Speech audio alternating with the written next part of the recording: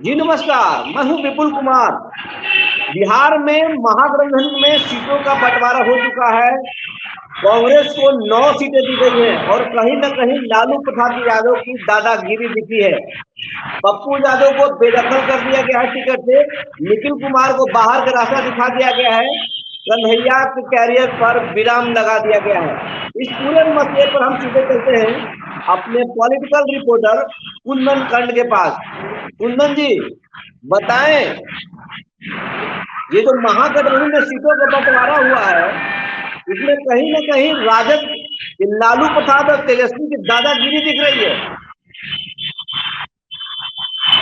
देखिए, एकदम निश्चित तौर पर जिस तरह से एक तो पहले सीट शेयरिंग को लेकर ही बहुत समय लगाया गया और लगातार अगर हम बात करें तो ये कहा गया कि बहुत जल्द होगा और अंततः अगर हम बात करें तो कल सीट शेयरिंग का फार्मूला तय हुआ और जो फार्मूला तय हुआ उसके अनुसार अगर हम कहें तो उससे पहले ही राजद ने कई लोगों को टिकट थमा दिया था और उसके बाद फार्मूला के अनुसार 5 सीट वाम दल को दिए गए, 9 सीट कांग्रेस को मिला और 26 सीट पर राष्ट्रीय जनता दल चुनाव लड़ेगी। जहां तक दादागिरी की बात है तो निश्चित तौर पर जो सीट अगर हम कहें राजद ने चाहा वो लिया और जो कांग्रेस को उन्होंने चाहा कि उसको देना है उसे दिया। तो कहीं न कहीं जो महागठबंधन बिहार में है उसमें कुल 5 दल है। अगर हम बात करें तो सीपीआई है, सीपीआई माले है, सीपीएम है, कांग्रेस है और राष्ट्रीय जनता दल है। सभी ने एक सुर से ये कहा था कि देखिए हम लोगों में एकजुटता रहेगी और अंततः ये हुआ कि देखिए पूर्णिया सीट की टिकट पहले राजद ने बांट दिया और पप्पू यादव नाराज हो गए। पप्पू यादव चले गए थे दिल्ली, वहां पर कांग्रेस के साथ अपने पार्टी का विलय तक कर लिया और उन्हें भरोसा दिया गया था कि पूर्णिया सीट उन्हें दिया जाएगा। लेकिन ऐन वक्त पर अगर हम कहें तो बीमा भारती को टिकट दे दिया गया। वही कमोबेश स्थिति कई सीटों का है। अगर हम बात करें तो बेगूसराय की सीट को लेकर भी पहले ये था कि फिर से अगर कांग्रेस के हाथ में चल जाएगा तो कांग्रेस फिर वहां से कन्हैया कुमार को लड़ा सकता है। तो कई सीट को लेकर के आपस में खींचतान जो हो रहा था, आखिर विराम तो लगा लेकिन दलों के बीच जो है खींचतान अभी भी जारी है। उम्मीदवारों को लेकर भी खींचतान जारी है और मनमानी किया है राजद ने। आपको बता दें कि सबसे पहले कहा गया कि पूर्णिया से पप्पू यादव लड़ेंगे, वहां टिकट दे दिया गया। अब मधेपुरा और सुपौल सीट तक जो है राजद अपने खाते में ले लिया है। तो कई तरह की बातें सामने आ रही है और जो देखने को मिल रहा है कहीं न कहीं अगर राजद की दादागिरी कहे महागठबंधन में तो यह अतिशयोक्ति नहीं होगी। निश्चित तौर पर राष्ट्रीय जनता दल ने दादागिरी किया है और जो मुख्य सीटें हैं अपना मनमानी करके वो सीट को उन्होंने ले लिया है और कांग्रेस को ऐसी सीट दिए हैं जैसे पटना साहिब सीट का उदाहरण ले लीजिए। पटना साहिब सीट से कभी भी कांग्रेस नहीं चुनाव जीत सकता है क्योंकि पहले से भारतीय जनता पार्टी की सीटें हैं। कई ऐसे सीट जो है वो उनके हाथ जिम्मे दे दिया गया है जहां से वो चुनाव लड़े, हारे या जीते इसकी परवाह नहीं की गई है।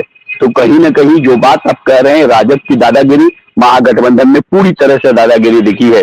कल तेजस्वी यादव जब पटना पहुंचे और हम लोगों ने जब सवाल किया तो पप्पू यादव नाराज चल रहे हैं तो उन्होंने साफ साफ कह दिया कि देखिए हमारा गठबंधन किसी व्यक्ति विशेष से नहीं है, हमारा गठबंधन तो सीधा सीधी पार्टी से है। कांग्रेस हमारा पुराना अलायंस रहा है। इस तरह की बातें अब कही जा रही है और आज वैसे भाकपा माले ने भी अपना उम्मीदवार घोषित कर दिया है 3 सीटों पर। अगर हम बात करें तो उम्मीदवार की घोषणा की गई है।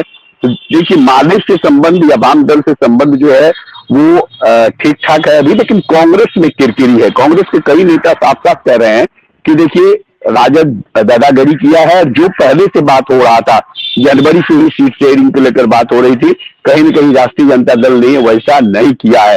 विपुल जी, अब पप्पू यादव क्या करेंगे, निखिल कुमार क्या करेंगे? देखिए पप्पू यादव तो चुनाव लड़ेंगे। उन्होंने तो साफ घोषणा कर दिया है कि पार्टी सिंबल दे या नहीं दे। पहले तो उन्होंने कहा कि कांग्रेस के सिंबल पर ही लड़ेंगे, लेकिन फिर अब सूचना ये आ रही है कि कांग्रेस उन्हें सिंबल देने के लिए तैयार नहीं है और अब वो निर्दलीय चुनाव लड़ेंगे, ये साफ हो गया है।